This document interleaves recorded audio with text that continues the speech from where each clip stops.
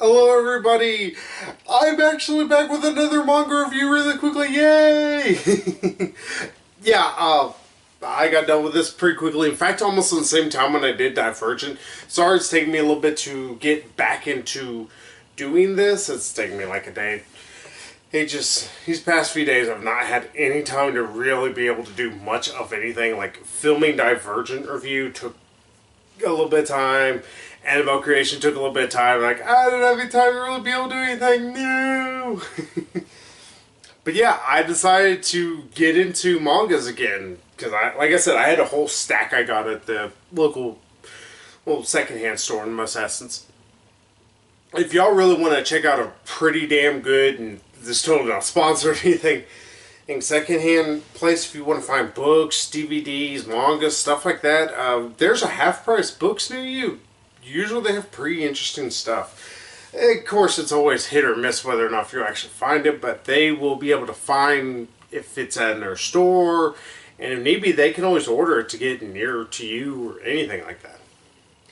But yeah, enough plugging. Let's talk about what I read, which of course was Fullmetal Alchemist Volume 1. A short, quick little history about this. I actually really loved Fullmetal Alchemist whenever I watched it back when its first run was on Adult Swim. It was one of the things that really drew me into Adult Swim, along with obviously, the more mature like Gundam stuff that they did, because I'm a huge Gundam fan. But this was the anime that really kept me into it and pushed me to watch more stuff like Inuyasha. Bleach I sort of watched, kind of fell out though. Haha, I actually do have the manga now of it, so I'll give my opinions actually on the very, very long running manga there. So yeah, I was actually really looking forward to reading this. I do know a little bit of the history, such as that roughly about halfway through the anime, they were still in the middle of creating the manga, and they're like, "Hey, what's going on here? Because we need to finish up this anime." And they're like, "Me." So, if I'm not mistaken, like the last half, give or take, of the anime is different than how the manga went, because they went in two different directions eventually. Not massive differences from what I hear, but still enough that you would notice it. But I was actually interested to read the manga because, like I said, huge fan of the series, and yeah, I'm a huge fan of the manga too. This is really fucking good. I will say, for somebody who may not be as big of a or as knowledgeable about animes, or more importantly, Full Metal Alchemist animes, because technically there are two different versions. There's Brotherhood and obviously the regular Full Metal Alchemist. You might find yourself a little confused here and there because the first story drops you in head first, like, hey, here, deal with this, where they talk about the Philosopher's Stone. And also, it's a little heavy because it immediately talks about creationism versus science, all that fun stuff. And if you aren't prepared for that, wow, this manga doesn't shy away from, like, hey, we're going to introduce you to this heavy-handed concept. Well, not really heavy-handed, but it's a heavy subject to try and deal with. Which, to be fair, that is Full Metal Alchemist in a nutshell. It deals with the heavier subjects that we don't always think about. But I still think it's a good enough manga and good enough anime that a first-time anime or manga viewer or reader would get this enough, and the beautiful art style throughout, not just the anime, but obviously the manga itself, would see them through. There is, like I said, there's some interesting things. If you don't know Full Metal Alchemist, it's about the two Ulrich brothers, I believe is how it's pronounced. They butcher it in different times in the dub. But they are two brothers who are alchemists. They are very well-renowned alchemists despite their very young age. And one of them, they always assume that he's just in a suit of armor, but it turns out he actually is the suit of armor. That's thanks to, obviously, a alchemical project they did to try and get their mother back when it went horribly wrong. And those who've watched the anime know about this. If I'm not mistaken, in the anime didn't touch upon it right away. It was hinted at that something went wrong with some experiments and they were working on trying to get a body. But this actually explains, and I want to say midway through, if not, but the first volume, it explains that they were trying to resurrect their mother. And turns out it didn't quite go so well, and it killed Alphonse. Well, it took his body, but somehow Edward, the young blonde-haired guy, was able to actually resurrect his soul and put it into a giant suit of armor. And it took one of Edward's arms and one of his legs. Now, like I said, that's actually kind of an interesting little thing. It always deals with alchemy, and in a way it actually can be treated as magic. Although it's not magic in the sense of like we normally think you just make poof fire. But you have to have, but the big thing that always pushes the law of the equivalent exchange. Pretty much, you cannot make something become something else without having the right ingredients to equal out to it. Sure, if you broke it down science-wise, I'm pretty sure some of this doesn't make a lick of sense and actually doesn't work via the periodic table of elements or anything. And if you've watched the film theory where they even talked about can you actually make a human body from the things that Edward constantly repeats, because he repeats the ingredients they say that you need to be able to create a human, and really none of it's right at all. It's like, that's the reason why you made it a succubus, or not succubus, what do they call? Pretty much lifeless husk.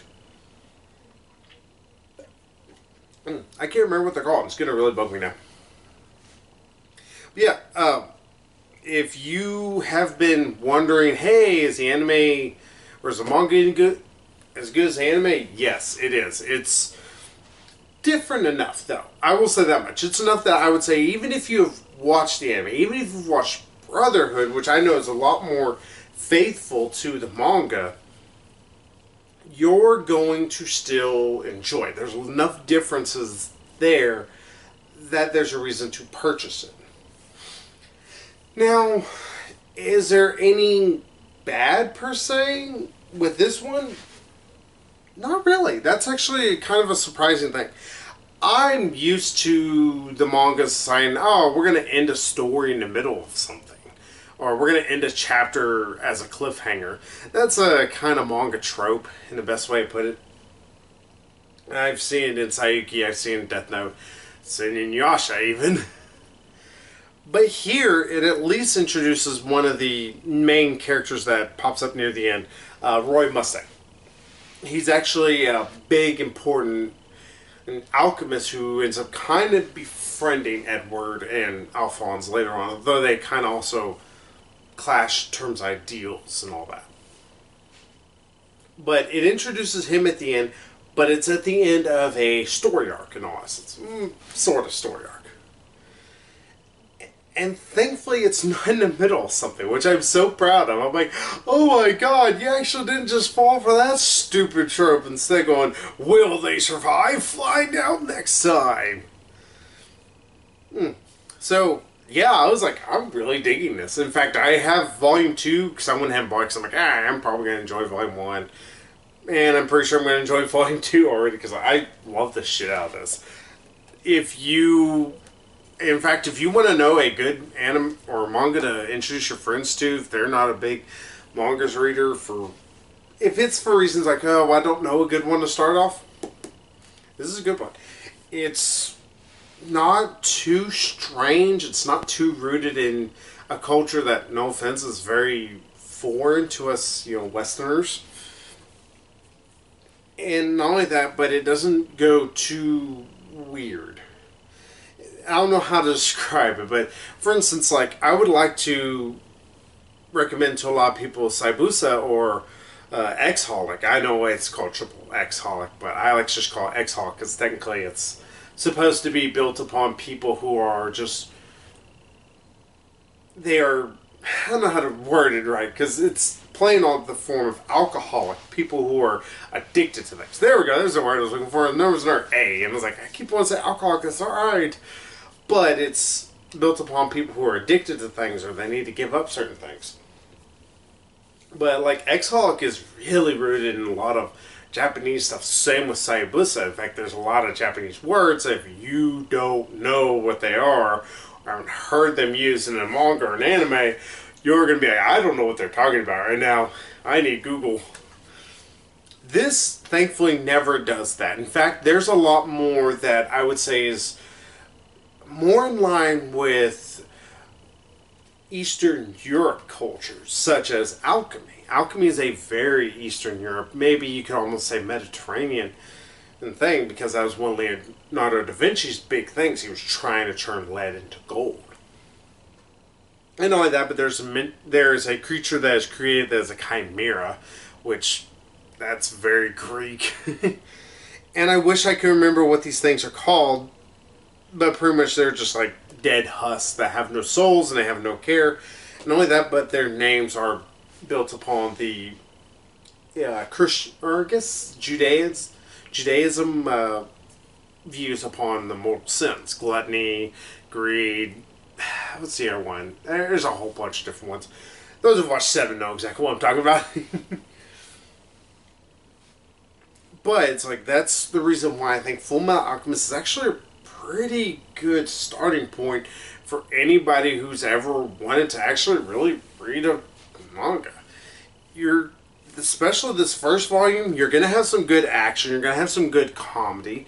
There's still some of the, obvious, like the big droopy jaws and, big eyes whenever something's said, or the fall over when a price is said that's just outrageous.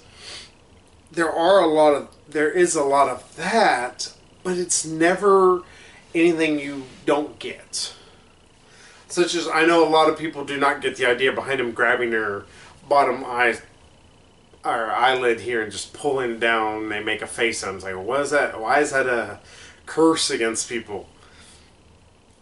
But yeah, I enjoy the hell out of this. Like I said, if I can say anything for the new manga readers or new anime people getting introduced to it via this, you'll be a little confused, I think, with the first chapter or two, which deals with them coming across pretty much a holy man who is pretending that he is able to do certain things because he has a fake philosopher's stone, which is hinting at a bigger story later on. But it's like, you might be a little lost there, but it's a slow build up.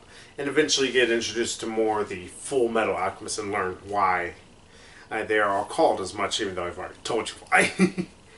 So, yeah, introduce your friends to this. They'll enjoy it. Even though it's older, it still looks fantastic. It reads quick. I mean, I read this in less than an hour.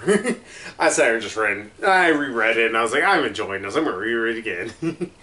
That's a sign. It's like, I read it once. I was going to do my review, but I want to read it again because I enjoyed that so much. So, yeah, Fullmetal Alchemist. Still fantastic book. Deserves every bit of praise that it's been already given. So, give it some more love. Find it. Buy it again.